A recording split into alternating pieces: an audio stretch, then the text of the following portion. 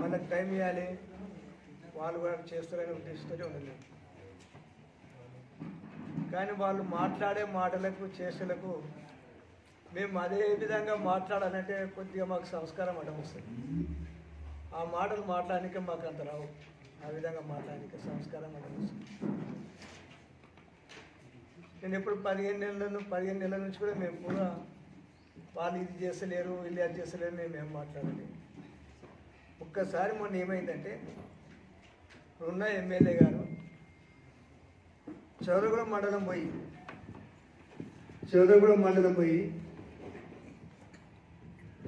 మేము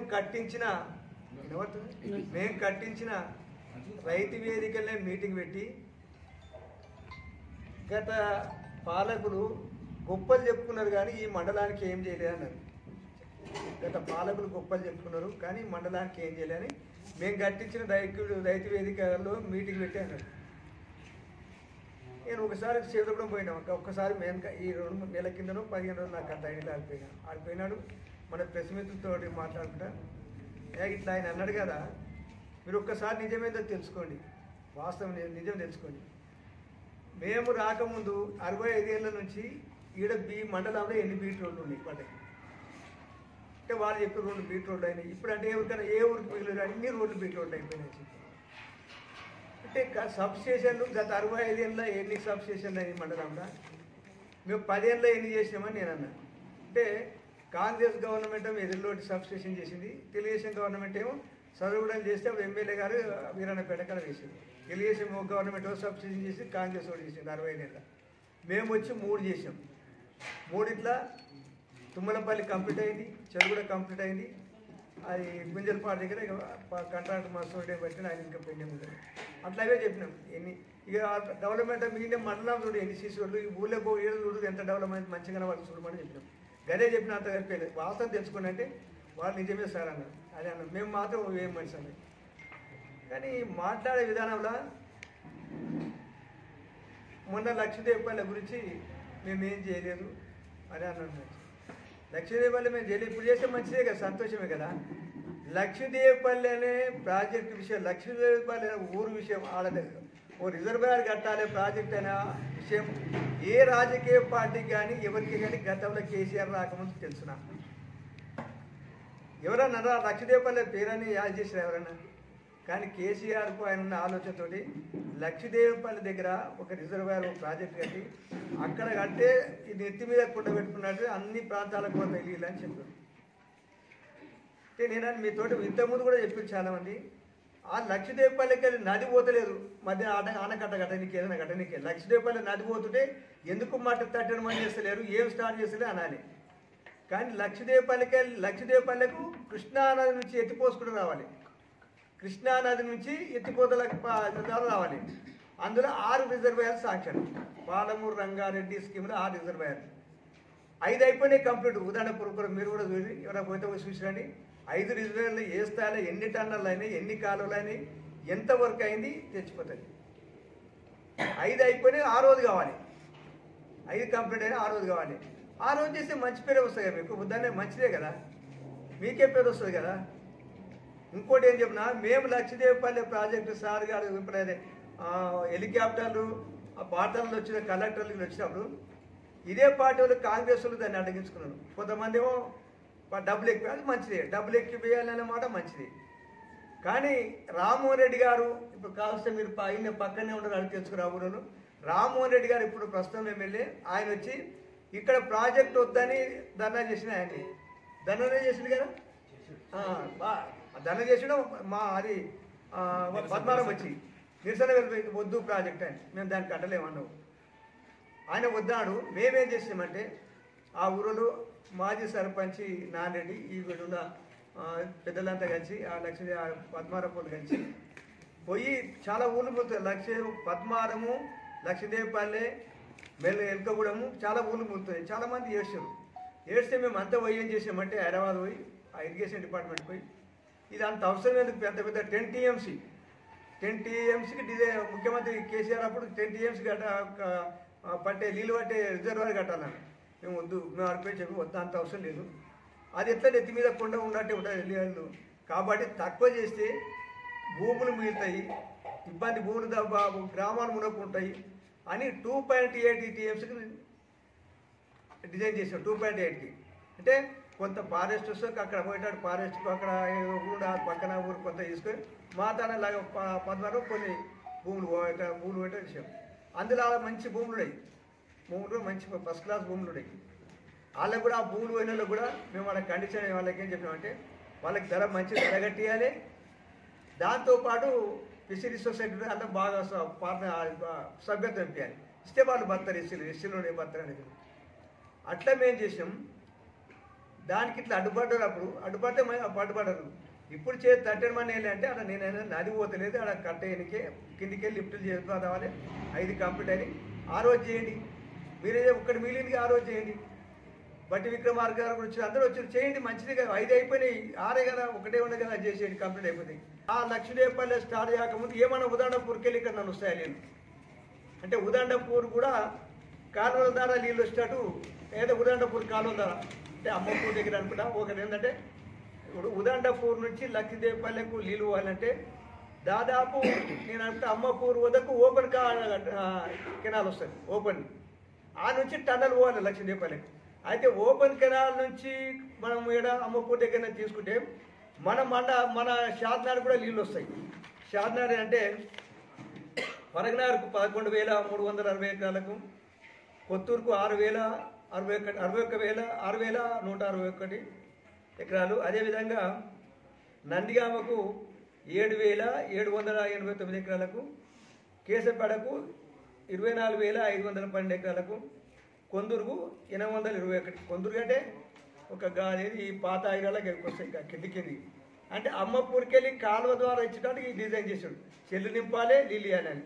మా ఇక్కడ ఏంటంటే ఈ రాయకల్కి ఈ ప్రాంతం కిషన్ దగ్గరికి వెళ్ళి ఈ మధ్యన ఎత్తుడే కదా, కాలువ ఎత్తుడే కదా, దాని ద్వారా టన్నల్ తీసుకొచ్చి మన ఇక్కడ ఇది మన ఏంటంటే నాగపల్లి ఐర్లు అక్కడ ఇస్తారు. అట్లా డిజైన్ చేశారు. దానికి 5,646 కోట్ల 20 లక్షలు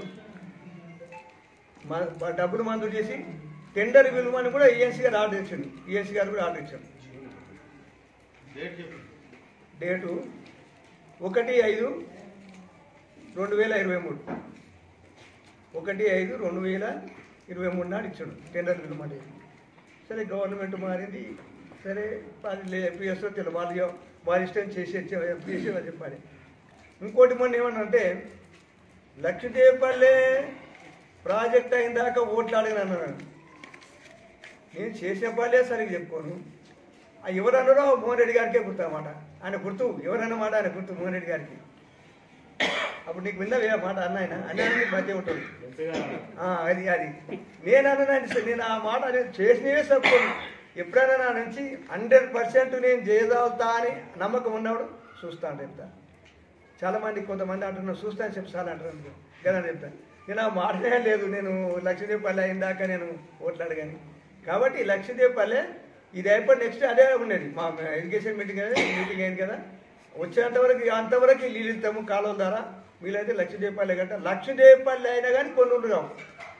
మా ఉదాహరణ చెప్తున్నా, బెల్జాల, సంఘం, ఎక్లాస్, కన్పేట, బర్కాపల్లి ఇది అయినా లక్ష్మీదేవపల్లి కానీ ఇది ఎత్తుండే అది వయ్యం తండ ఇట్లా. మళ్ళీ మేము అక్కడ డిజైన్ ఏం చేసామంటే కొచ్చేళ్ళ నుంచి లెఫ్ట్ పెట్టాల్సినది, ఆడ చిన్న రిజర్వ్ పెట్టాలి. అన్ని ఆలోచన చేసినవన్నీ చేస్తున్నాము. చేస్తుంటే కూడా ఏం చేయలేదంటే ఎన్ని మీటింగ్లు పెట్టినా మేము మాట్లాడితే ఇట్లా డిజైన్ అధికారులకు గుర్తు మేము ఇట్లా ప్రయత్నం చేసేది మళ్ళీ అంతా గుర్తున్నది. కాబట్టి అవి తెలుసుకున్నాను చెప్తున్నాను. నేనేంటంటే గతంలో ఒక విషయం చెప్తాను, ఇది ప్రాసెస్. ఏ గవర్నమెంట్ ఉన్నా కాంగ్రెస్ గవర్నమెంట్లో శాంక్షన్ అయిన పనులు తెలుగుదేశం గవర్నమెంట్ కంప్లీట్ చేశారు. తెలుగుదేశంలో మళ్ళీ కాంగ్రెస్ అది కంప్లీట్ చేశారు. కాంగ్రెస్లో వర్కులు శాంక్షన్ మన బీఆర్ఎస్ ప్రభుత్వం కూడా వచ్చి కంప్లీట్ చేసింది. అది ప్రాసెస్ నడుస్తూనే ఉంటుంది, ఎవరేం చేయాలి. ఒక చిన్న విషయం, నేను గతంలో ప్రతాప్ రెడ్డి గారు వెంకిరాల నుంచి ఆగిరాల వరకు కిలోమీటర్ బీట్ రోడ్ మంజూరు చేశాం. అప్పుడే ఎలక్షన్ అయింది, అది దీపోడు. పంచాయరాజు ఏలు డిప్టీ వాళ్ళంతా వచ్చారు, సార్ బీట్ రోడ్ స్టార్ట్ చేయాలి, టెంకాయ కొట్టొద్దు అని. నేను రానని చెప్పాను. నేను రాను బాబు, కష్టపడ్డాడు ఆయన, ఏం చేసి ఆయన దొరికొచ్చుకోండి. నేనేమనుకోను, తప్పకుండా ఆయనే దొరికిరాండి.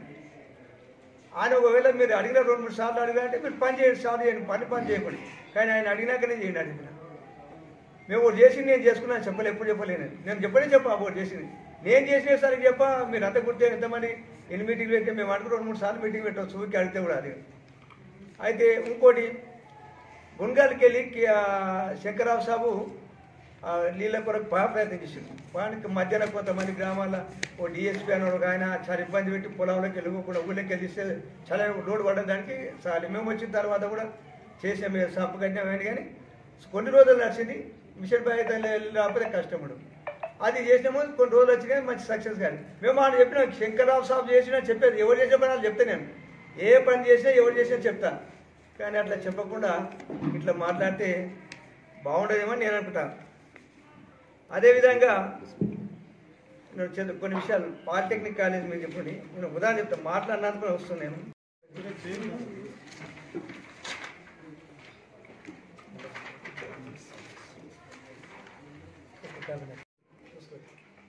పాలిటెక్నిక్ కాలేజ్ మంజూరైంది, అది నడుస్తూనే ఉండదు. చూస్తున్న జూనియర్ కాలేజ్ నడుస్తూనే ఉండదు.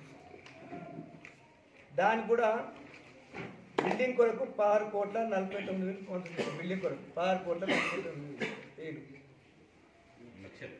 లక్షల 6,49,00,000. అదేవిధంగా ఆడ ఐటీ ఉండదు, ఊరికి కడితే వాళ్ళకు కూడా 6,20,00,000 ఉంటుంది. దాని కూడా కాదు కూడా 6,20,00,000 అవి మంజూరు చేసినవి. మంజూరు చేసి అప్పుడున్న ఆర్డీఓ తోటి సెరికల్చర్ డిపార్ట్మెంట్ తోటి మాట్లాడి ఆఫీసర్ తోటి మాట్లాడి ఆర్డీఓ తోటి కలెక్టర్ ప్రపోజల్ పంపినాం. అలా ఆగింది. ల్యాండ్ కోసం ప్రపోజల్ పంపినాం, అది కొద్దిగా ఆగింది. అవి కావచ్చును, అయిందో కానీ తెలియదు. అందరూ వచ్చారు, ప్రిన్సిపాల్ వచ్చి సైట్ చూసాడు, అగ్రికల్చర్ తోటి అందరూ మాట్లాడినాం. కాలేజీ నడుస్తున్నది. నేను పేపర్లో ఏం చూసిన అంటే కొన్ని పేపర్లో సీఎం గారు వచ్చి పాలిటెక్నిక్ కాలేజ్ మంజూరు చేసినట్టు అని ఏమి ఎక్కడికి కదా అని రాకముందు ఎప్పుడో మంజూరు అయింది, స్టార్ట్ నడుస్తూనే ఉన్నది. ఆయన కూడా ఆయన ఇప్పుడు మంజూరు చేయించాలంటే ఏం చెప్పాలి దానికి? మేము దాని గురించి ఏమంటలేము. అది కాక నేను ఒక చిన్న విషయం, ఈడ ఆర్ఓకి ఉన్నది. ఒకవేళ నేనే ఎమ్మెల్యే ఉంటే మాత్రం నా మీద వాట్సాప్లో వెళ్ళొచ్చును, పేపర్లు వెళ్ళొచ్చును. ఒకటి పేపర్లో విపరీతంగా రాదు. మన వానకాలంలో ఎంత ఇబ్బంది అయింది గుర్తు, ఎంత ఇబ్బంది అయింది.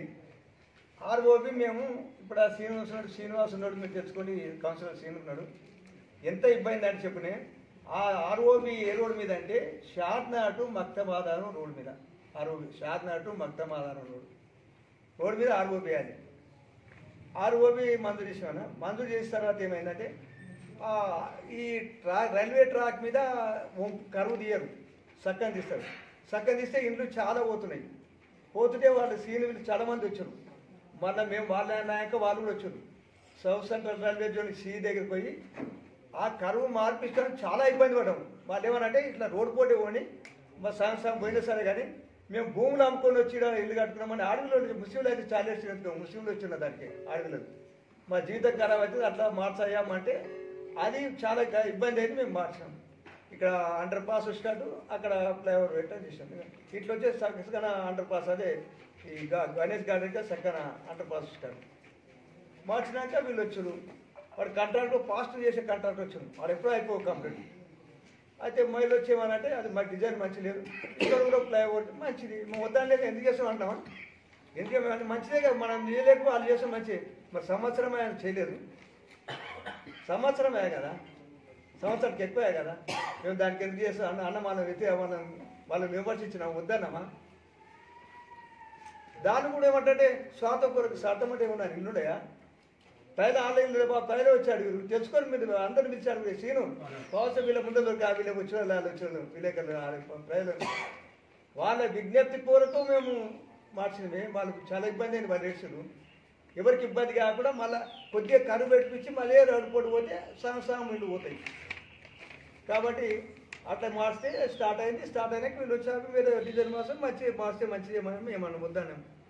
ఒకటేంటంటే మళ్ళీ ఎప్పుడైనా మీకు మేమేమైనా తప్పు మాట్లాడితే కూడా మీరు జర్నలిస్టులు కాబట్టి ఏది వాస్తవం అదే రాయాలి. మమ్మల్ని అడగాలి, తప్పు మాట్లాడకూడదు, అడగాలి. తప్పుగా నువ్వు మాట్లాడింది అనాలి, అది మంచిగా రాయాలి. మీకు అవకాశం ఇస్తే నాకు ప్రతి డిపార్ట్మెంట్ మేము చేసిన చేయలేదు చెప్తా. ప్రతి డిపార్ట్మెంట్లో నేను అన్ని లెక్కలతో చెప్తాగా చేస్తాను. గత 65 ఏళ్ళల్లో ఎన్ని పనులు అయినాయి, 10 ఏళ్ళల్లో ఎన్ని పనులు అయినాయో చెప్తాను, చూపిస్తాను. 10 సంవత్సరాలు మేము చేసాం, గత 65 ఏళ్ళల్లో ఏమైనా చూపిస్తాను. నేను వాళ్ళు అది లెక్కలు చూపిస్తాను, తెలుస్తుంది. కానీ సరే అయ్యా, మీకు అవకాశం వచ్చి చేయండి, ఇంకా మంచి చేయండి, బాగా చేయండి. మేము అంటలేం కదా, చేయలేరంటే చేయాలంటలేం కదా, చేసి మంచిదే కదా, ఇంకా చేస్తే మీకే పేరు వస్తుంది కదా. కానీ ఏవో చేసినట్టుకు అదే టెంకాయలు కొట్టుకున్నారు, ఏమో చేసుకున్నారు, మాటలు చేయలే. అదే టెంకాయలు కొడతారు, మళ్ళీ పనులు చేయలేదంటారు, అదే ప్రారంభిస్తారు, పనులు కాలేదంటారు. కాబట్టి మీరు మరోసారి అవకాశం మీకు ఇబ్బంది కాకుండా మీరు అంతా రాలేరు. కాబట్టి మేము అన్ని వివరంగా మొత్తం చెప్తాం, మంచి ఆధారాలతో సాయంత్రంగా చూపిస్తాను. ఎందుకంటే మాకు చెప్పేది ఇట్లా ఒక అబద్ధాలు చెప్పే అలవాటు లేదు. కాబట్టి ఉన్నదే సరిగ్గా చెప్పము, లేనిదే చెప్తాం. కాబట్టి మీ అందరికీ నమస్కారం.